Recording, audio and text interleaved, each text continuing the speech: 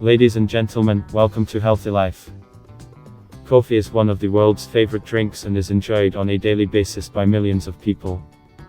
What do people actually know about coffee? We would like to share with you our knowledge about the most interesting coffee facts in the world. If this is your first time watching one of our videos, don't forget please to click the subscribe button and the bell icon below, and for sure if this video helps you, give us a thumbs up somewhere along the way. There are people who can't start the day without having a freshly brewed cup of coffee. They love coffee so much that sometimes they call themselves coffee addicts. Legend has it an Ethiopian herdsman named Kaldi discovered the coffee plant circa 850 Anno Domini. As the tale goes, his goats became crazy energetic after nibbling on the small, red fruit of a bush. By the late 15th century, coffee shops were everywhere in Constantinople, modern-day Istanbul. The drink had become such a huge part of the Turkish culture that, according to legend, a law was created that gave any woman the power to divorce her husband if he neglected to provide her with an adequate amount of coffee. There are two main types of coffee grown in the commercial market, Arabica and Robusta. Robusta is generally seen as the lower quality coffee species. Arabica beans vary widely in taste characteristics and yield more nuanced flavors. Brazil is the world's largest coffee producer. Data shows that the country is responsible for a third of the globe's coffee production. Vietnam is responsible for about half as much, followed by Colombia and Indonesia. Finland is the world's top coffee consumer, with Norway and Iceland trailing just behind. The US ranked 26th on a list compiled using figures from the International Coffee Organization. There are good reasons to drink coffee and there are a few reasons not to. Coffee still has potential risks, mostly due to its high caffeine content.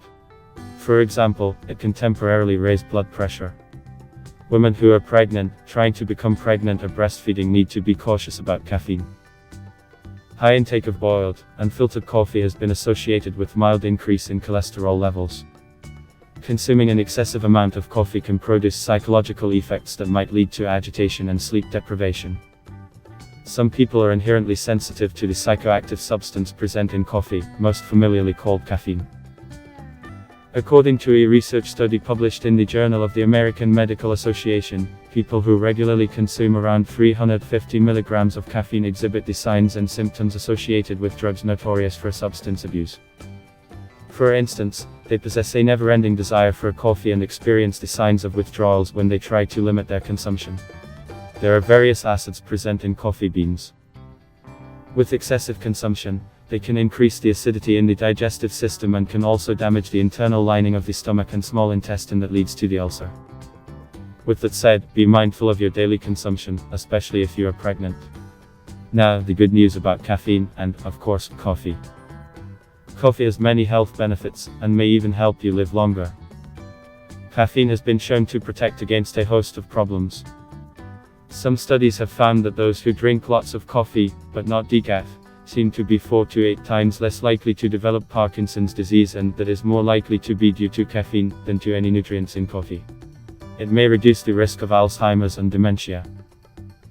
A caffeine habit in your 40s and 50s, 3 to 5 cups daily of the high-octane stuff, not decaf, seems to reduce by up to 70% the risk of Alzheimer's and dementia in your 70s, a 2009 University of Florida study found. Other studies have found that regular caffeine consumption may help slow the rate of cognitive decline in older adults. Coffee cuts suicide risk. A 2013 study by Harvard School of Public Health found that those who drank 2 to 3 cups of caffeinated coffee a day cut their suicide risk by 45%. Possibly because caffeine's stimulant effect helps boost people's moods. It lowers the risk of oral cancers. Older adults who drank 4 or more 8 times cups of regular coffee daily were half as likely to die of mouth and upper throat cancer. Decaf had a weaker effect, while no protection was found with tea. Coffee lowers the risk of stroke for older women. A 2009 U.S. study and a 2011 Swedish study both found that older women who drink more than a cup of caffeinated coffee daily have a 20 to 25% lower risk of stroke. A 2008 Swedish study found a similar result in older men.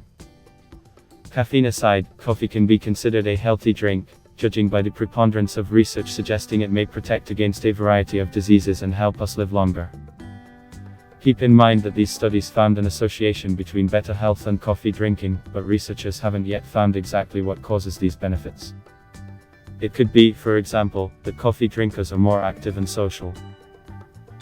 Or it could be that one of the more than compounds that coffee naturally contains boosts our health.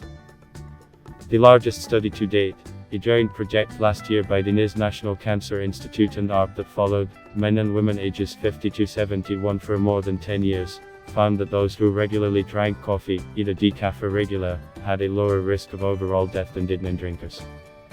In particular, the coffee drinkers were less likely to die from heart disease, respiratory disease, stroke, injuries and accidents, diabetes, and infections. Protection against a number of cancers.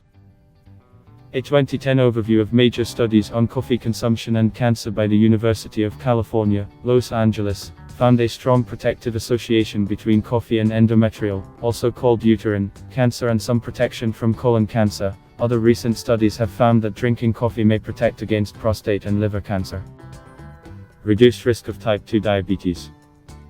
Studies from around the world consistently show that high consumption of caffeinated or decaffeinated coffee is associated with low risk of type 2 diabetes. That's true even though coffee may raise blood glucose levels in people with diabetes, at least on a short-term basis. For most people, coffee can be a healthy part of the diet.